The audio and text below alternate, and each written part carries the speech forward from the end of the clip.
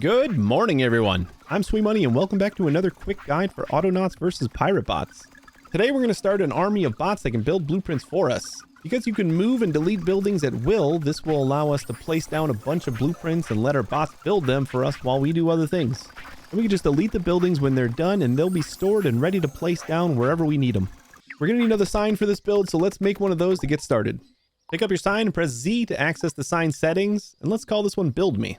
This time we're going to leave the link area box checked so we can move this around to wherever we need it. Edit the area to a decent size. I'm going to do something like 17 by 17 because I like that number and it looks pretty big to me. I also like to center the area just above my sign. Now let's move this sign to a spot where we have a little bit of space. You should notice if you hover over the sign that the area also moved and is still attached to the sign. Now we can place down some blueprints in this area that use the resources we have. I'm going to place down a pallet and a crude workbench. Those blueprints use logs, planks, poles, and sticks, so we'll have a good start for our builder army. Press space and select our newest lazy bot.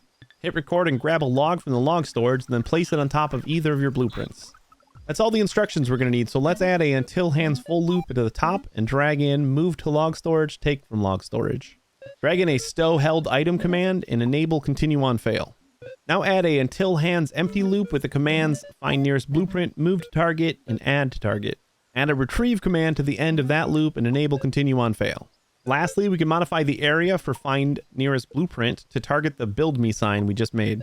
Hit the repeat button one more time to wrap this whole program in a forever loop, and this bot is ready to go. I'll call them builder logs and hit play, and we should see them go get some logs and start adding them to these blueprints.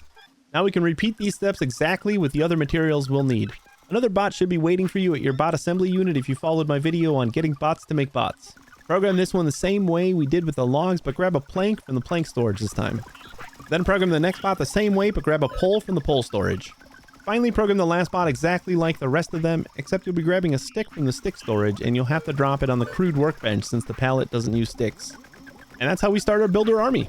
Now in the future, if we place down a blueprint in this area, our bot army will start putting it together a lot faster than we could by ourselves. If we place down a blueprint and it needs different material than the ones we set up, all we need to do is program a new bot and grab that material and add it to the blueprint. Ideally, you'll never have to manually build anything ever again.